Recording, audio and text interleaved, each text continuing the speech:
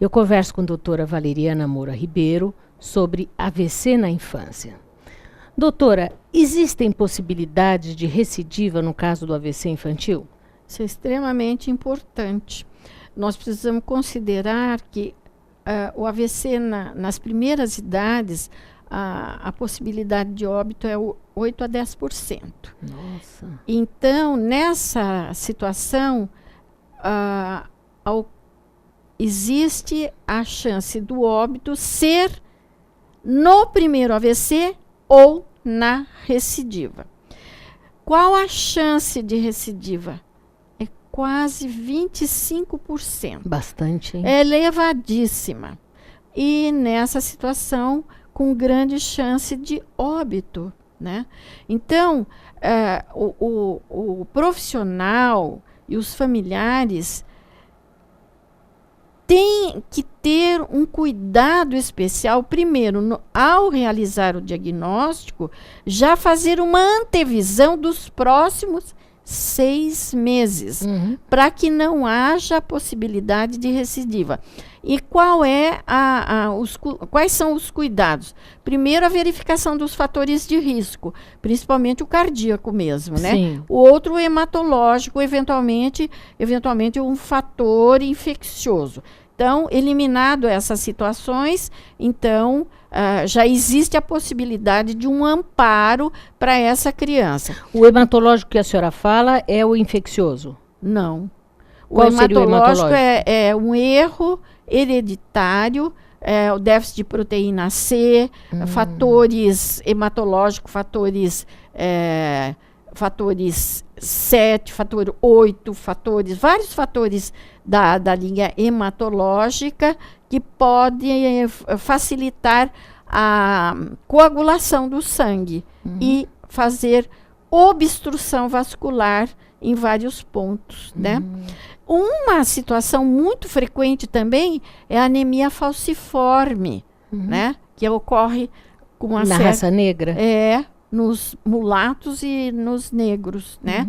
Então, é uma condição que precisa ser identificada precocemente e ser orientado no sentido de que não haja possibilidade de recidiva, né? Que é muito frequente. Agora, eu gostaria que a senhora falasse um pouquinho dos sinais e sintomas, tanto em recém-nascidos, quanto em lactentes, quanto nos crianças em idade já pré-escolar e escolar. Então, então, de uma forma geral, na criança que teve o AVC intraútero, não adianta. Vai fazer o diagnóstico da sequela entre 4, 5, 6 meses. Portanto, não se enxerga, né? É a mãe que vai observar com os tempos que a criança, de um lado, mexe menos. Entre 1 mês e 6 meses, é uma situação de uma apatia repentina que acontece entre 24, 48, 72 horas de vida, em que a criança para de mamar, fica apática, levemente sonolenta e, eventualmente, tem uma crise convulsiva. Nossa. Ou, direto, tem uma crise convulsiva quando ela estava muito bem, sem nada, sem acordou febre, bem, sem nada, acordou bem, passou as primeiras horas do dia sem nada e tem uma crise convulsiva prolongada, ou eventualmente foi curta, mas repete essa crise convulsiva, tem que ir para o pronto-socorro. E no pronto-socorro, então, um bom exame, uma boa avaliação médica, já identifica que um lado do corpo está diferente. Ou o rostinho já está, ao chorar, o rostinho está assimétrico, né? Ou a mãozinha de um lado não mexe. Então, por aí já tem uma pista. A senhora está falando em pronto-socorro. Como é que é o atendimento? Tanto em pronto-socorro quanto nas UTIs? E como é que se dá a valorização das imagens? Então, de uma forma geral, no pronto-socorro, o bom atendimento em idade precoce, ele é complementado com o exame de imagem. Principalmente a tomografia, que é o primeiro exame. Raio-X não adianta fazer nada, né? Em geral, os familiares perguntam se não houve trauma craniano, se a criança não bateu a cabeça, se não caiu, etc. Mas, de uma forma geral, já vai para uma tomografia, que é um exame relativamente barato e efetivo, né?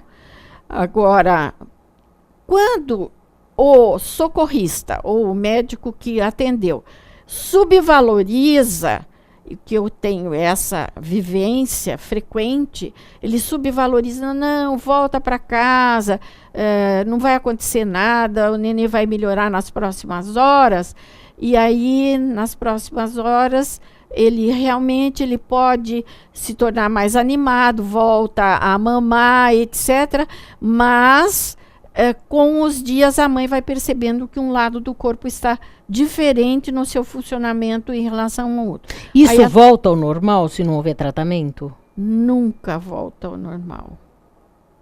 Nunca volta ao normal. Porque a partir do momento que se faz a imagem, você vê a alteração, e eu trouxe uma imagem que eu espero depois vai ser colocada nesse contexto desta apresentação. Existe uma ausência de tecido cerebral na região do vaso comprometido. No caso dessa imagem, é a artéria cerebral média. Portanto, uma perda de massa cerebral expressiva. Não tem mais massa cerebral ali.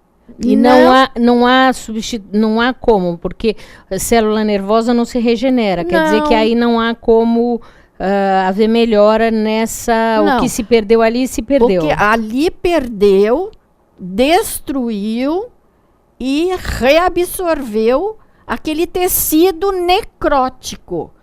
Então, o que é que vai acontecer com esse bebê, com esse cérebro dessa criança?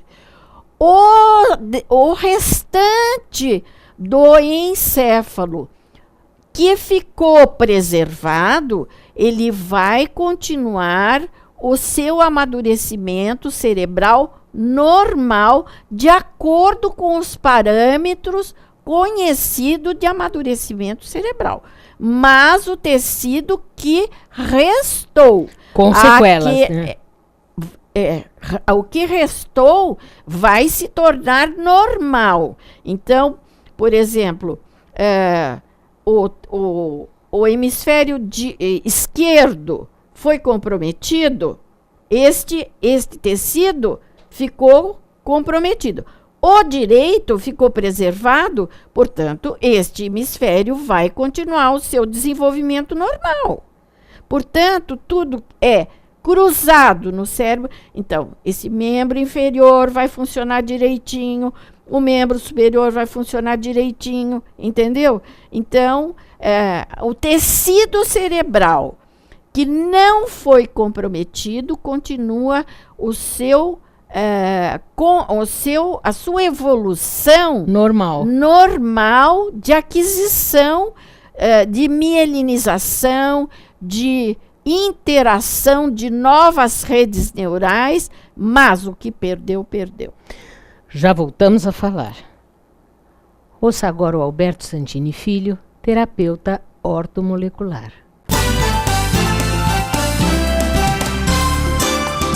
Olá, mais uma vez é um prazer estar com todos vocês. Hoje nós vamos falar de um assunto que muitas pessoas nos procuram, que pode ser sobre a fadiga, a falta de resistência, a quebra de energia, fadiga de pessoas idosas. E começou por aí, inclusive, toda a pesquisa que foi feita através da terapia ortomolecular, baseado nos estudos de Ménitrier, que vem da França, onde eu tive a oportunidade de estudar tanto em extensões universitárias no Brasil, mas também fui para a França fazendo cursos dentro da terapia ortomolecular, mas também estudando bioquímica dentro do curso da terapia ortomolecular, onde nós vamos te equilibrar para que você se fortaleça.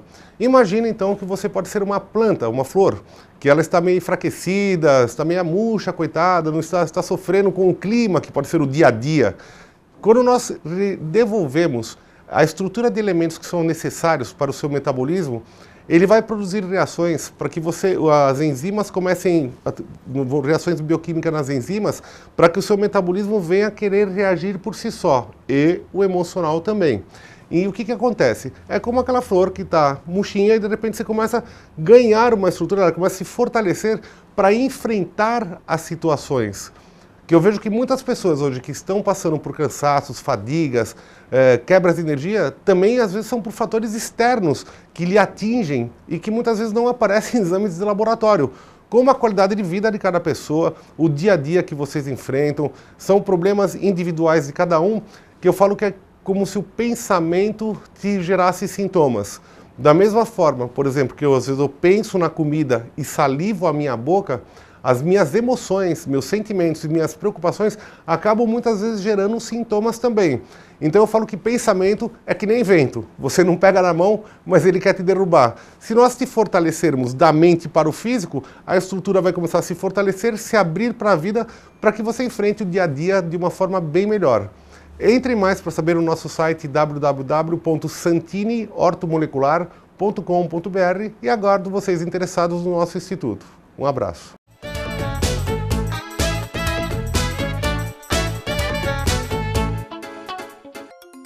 O Espaço Sicom, novo ambiente em Santos para eventos, promove mensalmente cursos e palestras.